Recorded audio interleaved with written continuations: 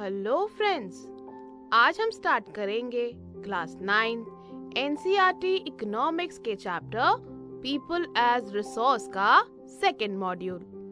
Friends, हमने last module में पढ़ा था कि कैसे पॉपुलेशन पर इन्वेस्ट करने से वो रिसोर्स बन जाती है। इस मॉड्यूल में 2 केसेस हम आज स्टडी करेंगे, विलास और सकल के केसेस। जी हाँ, इन केसेस को लेकर हम इनको डिटेल में समझेंगे और देखेंगे कि पीपल कैसे एक प्रोडक्टिव रिसोर्स बनते हैं।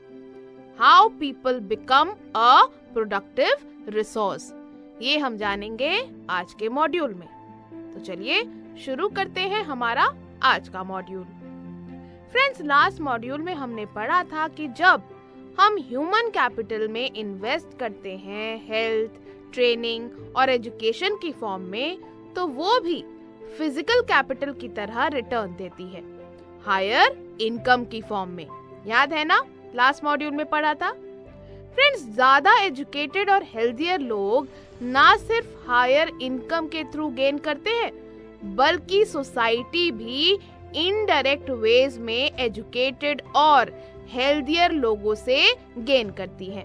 कैसे? फ्रेंड्स, ज्यादा एजुकेटेड और हेल्थियर लोगों के एडवांटेजेस उन लोगों तक भी स्प्रेड होते हैं जो खुद एजुकेटेड नहीं हैं और जिनको हेल्थ केयर नहीं मिलती। मतलब अगर सोसाइटी में एजुकेटेड और हेल्दी लोग मौजूद हैं तो सभी लोगों का फायदा होता है। मतलब उन लोगों को भी हेल्प मिलती है जिनके पास अच्छी हेल्थ नहीं है और अच्छी एजुकेशन नहीं है। सपोज अगर आपके पास ही अच्छी एजुकेशन है, आप हेल्दी हो, तो शायद आप अपनी हाउस हेल्प के बच्चे को भी अपनी तरफ से कुछ सिखा सकते हो, उसको कुछ बुक से अपनी पढ़ा सकते हो। तो क्या हो रहा है, जब आप एजुकेशन ले रहे हो तो आपको खुद तो फायदा हो ही रहा है, लेकिन आप दूसरों को भी अपनी हेल्थ से, अपनी एजुकेशन से फायदा पहुंचा सकते हैं। So friends, not only do the more educated and healthier people gain through higher income, society also gains in indirect ways. In fact, friends, human capital superior होती है दूसरे resources से, जैसे कि land और physical capital से, क्योंकि बिना ह्यूमन नॉलेज के मनी, लैंड सब कुछ वेस्ट है। जी हाँ, क्योंकि अगर नॉलेज नहीं है, स्किल नहीं है, आइडियाज नहीं है, तो कितना भी मनी हो, कितना भी लैंड हो, वो ऑलमोस्ट वेस्ट ही है ना। फ्रेंड्स, लैंड और कैपिटल खुद तो यूजफुल नहीं हो सकते। अगर कोई पर्सन अपनी एबिलिटी से, अपने स्किल से, अपने नॉलेज से लैंड का यूज, कैपिटल का यूज प्रॉपरली नहीं करेगा, तो कैसे उसका प्रॉपर यूटिलाइजेशन होगा। मतलब अगर आपके पास 100 रुपीज हैं, तो 100 रुपीज खुद तो जाकर कोई सामान नहीं खरीदेंगे ना, आपको ही उस मनी का कोई प्रॉपर यूज करना होगा। ऐसे ही अगर आपके पास लैंड है, तो अगर लैंड पे कुछ बनवाना है, be it factory, be it mall, be it school, तो खुद तो स्कूल नहीं बन जाएगा, खुद तो मॉल नहीं बन जाएगा। एक इंसान की, एक ग्रुप ऑफ पीपल की, कुछ लोगों की जरूरत है ऐसे लैंड और कैपिटल की यूटिलिटी को बढ़ाने की, बनाने की। So land and capital can not become useful on its own. Friends, India में बहुत डेकेड्स तक लार्ज पॉपुलेशन को लाइबिलिटी ही कंसिडर किया गया rather than an asset। जी हाँ, इंडिया में बेसिकली क्योंकि बहुत ज्यादा जनसंख्या है, बहुत ज्यादा पॉपुलेशन है, तो फ्रेंड्स लंबे समय तक लोगों की सोच यही रही कि ये जो लार्ज पॉपुलेशन है ये लाइबिलिटी है। मतलब देश के लिए कोई भी यूज नहीं है ऐसी लार्ज पॉपुलेशन का। मतलब असेट की तरह बेनिफिशियल नहीं माना गया लार्ज पॉपुलेशन को। फ्रेंड्स, बट जरूरी नहीं है कि लार्ज पॉपुलेशन लाइबिलिटी हो। लार्ज पॉपुलेशन को प्रोडक्टिव असेट भी बनाया जा सकता है। कैसे? ये हम आपको बता चुके हैं। हमने बताया था ना आपको फर्स्ट मॉड्यूल में कि लार्ज पॉपुलेशन को प्रोडक्टिव असेट भी बनाया जा सकता है ह्यूमन कैपिटल में इन्वेस्टमेंट करके। फॉर एग्जाम्पल, एजुकेशन और हेल्थ पे सबके लिए रिसोर्सेज स्पेंड करके, इंडस्ट्रियल और एग्रीकल्चरल वर्कर्स को मॉडर्न टेक्नोलॉजी के यूज की ट्रेनिंग देके, जैसे हमने ग्रीन रेवोल्यूशन का एग्जांपल बताया था आपको, या फिर यूजफुल साइंटिफिक रिसर्चेस की फॉर्म में, जैसे हमने आपको बताया था ना ग्रीन रेवोल्यूशन में कैसे फार्मर्स को ट्रेनिंग मिली थी प्रॉपर कि मॉडर्न फार्मिंग मेथड्स यूज करने से आपको ये लाभ होगा। तो जब फार्मर को प्रॉपर ट्रेनिंग मिली, इंफॉर्मेशन मिली, तो कैसे रिजल्ट्स भी निकले। इसी तरह से आईटी, इंफॉर्मेशन टेक्नोलॉजी का हमने आपको एग्जांपल बताया था। तो इस तरह से अगर ह्यूमन कैपिटल पर इन्वेस्टमेंट होगा एजुकेशन, हेल्थ, ट्रेनिंग की फॉर्म में, तो लार्ज पॉपुलेशन प्रोडक्टिव असेट बन सकती है। फ्रेंड्स, आइए अब दो केसेस पढ़ते हैं, विलास का केस और सकल का केस, और इन सारी चीजों को और अच्छे से समझते हैं, और साथ ही ये भी जानते हैं कि लोग कैसे ज्यादा प्रोडक्टिव रिसोर्स बन सकते हैं। तो फ्रेंड्स, ये स्टोरीज जो है वो है विलास और सकल की, जो फ्रेंड्स थे और सेम विलेज में रहते थे, जिसका नाम था सेमापुर। फ्रेंड्स, सकल एक 12 साल का लड़का था जिसकी मदर शीला घर का कामकाज देखती थी और फादर बूटा चौधरी एग्रीकल्चरल फील्ड में काम करते थे। यानी सकल की मदर घर का कामकाज देखती थी और उनके फादर, सकल के फादर, खेतीबाड़ी करते थे। फ्रेंड्स, सकल अपनी मदर की हेल्प भी करता था घर के कामों में, साथ ही वो अपने छोटे भाई और बहन जीतू और सीतू का भी ध्यान रखता था। उसके अंकल, मतलब सकल के अंकल श्याम ने 10th के एग्जाम पास किए, बट उन्हें कोई जॉब नहीं मिली। फ्रेंड्स, सकल के पेरेंट्स जो थे बूटा चौधरी और शीला, वो बहुत ज्यादा ईगर थे कि सकल को पढ़ाया जाना चाहिए, उसको एजुकेशन मिलनी चाहिए। तो उन्होंने सकल को फोर्स किया स्कूल ज्वाइन करने के लिए।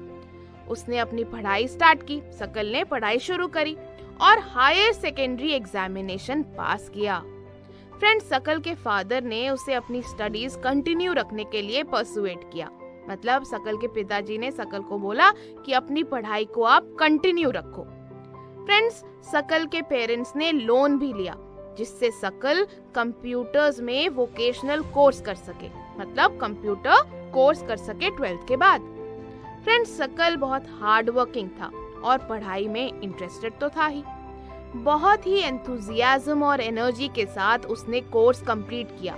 वो जो कंप्यूटर कोर्स उसने शुरू किया था वो उसने बहुत अच्छे से कंप्लीट किया और कुछ टाइम बाद उसको एक प्राइवेट फर्म में जॉब भी मिल गई और उसने एक न्यू सॉफ्टवेयर भी डिजाइन किया जिससे उसकी कंपनी का स्केल इंक्रीज हो गया।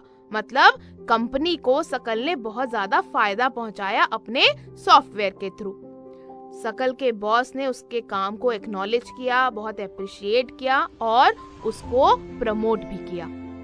तो फ्रेंड्स, ये तो स्टोरी थी सकल की। इस स्टोरी से हमें पता चलता है कि अगर हम एजुकेशन या ट्रेनिंग जैसी चीजों में इन्वेस्ट करें तो अर्निंग्स बढ़ा सकते हैं और साथ ही सोसाइटी में चेंज भी ला सकते हैं।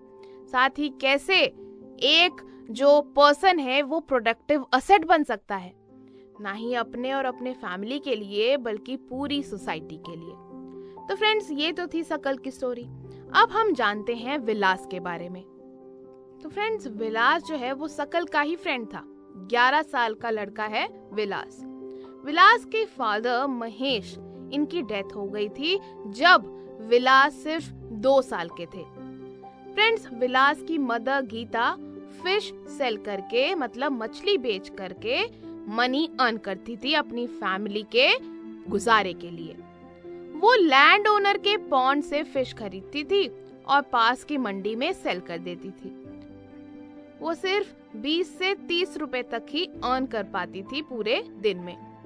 फ्रेंड्स, साथ ही विलास हेल्दी नहीं थे। विलास आर्थराइटिस का पेशेंट था, पर उसकी मदर उसको डॉक्टर के पास लेके जाना अफोर्ड नहीं कर सकती थी, क्योंकि अगर 20 से 30 रुपए ही दिन के कमाएंगे तो कैसे हेल्थ एक्सपेंसेस वो लोग निकाल सकते हैं। तो इसलिए विलास की हेल्थ बहुत ज्यादा सफर करती थी। वो स्कूल भी नहीं जा सकता था और वो स्टडीज में इंटरेस्टेड भी नहीं था, क्योंकि ना ही वो हेल्दी था, ना घर की कंडीशन ठीक थी। तो ना ही वो स्कूल जा सकता था और ना ही उसको इंटरेस्ट था स्टडीज में। वो अपनी मदर की हेल्प करता था कुकिंग में और अपने छोटे भाई मोहन का ध्यान रखता था।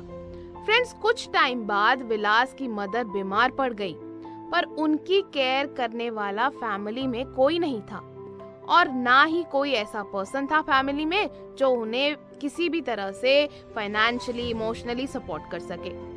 अब इसका रिजल्ट ये हुआ कि विलास भी उसी विलेज में फिश सेल करने के लिए मजबूर हो गया। जो उसकी माँ काम किया करती थी, विलास भी अब वही काम करने के लिए मजबूर हो गया। अपनी मदर की तरह वो भी बहुत ही लेस इनकम ही अर्न कर पाता था।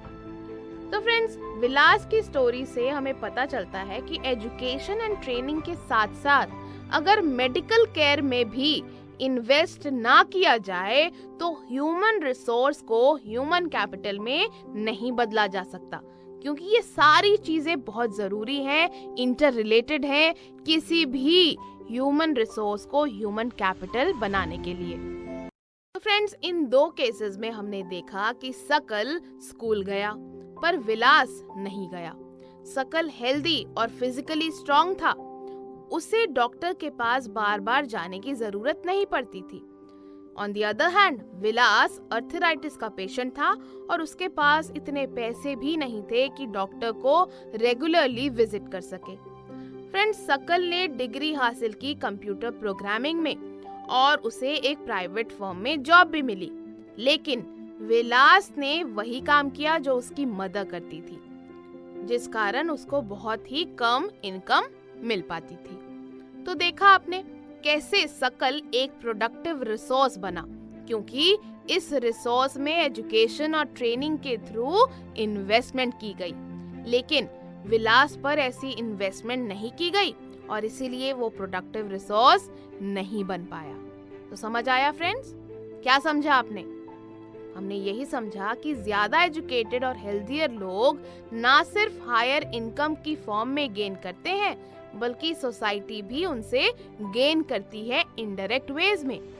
साथ ही फ्रेंड्स, हमने जाना कि ह्यूमन कैपिटल बाकी रिसोर्सेज जैसे लैंड और फिजिकल कैपिटल से सुपीरियर होते हैं, क्योंकि ह्यूमंस ही लैंड और कैपिटल का यूज करके उसको और ज्यादा बेनिफिशियल बना सकते हैं। So, let us revise once again. So friends, not only do the more educated and healthier people gain through higher income, society also gains in indirect ways. In fact, human capital is superior to other resources like land and physical capital because only humans can use land.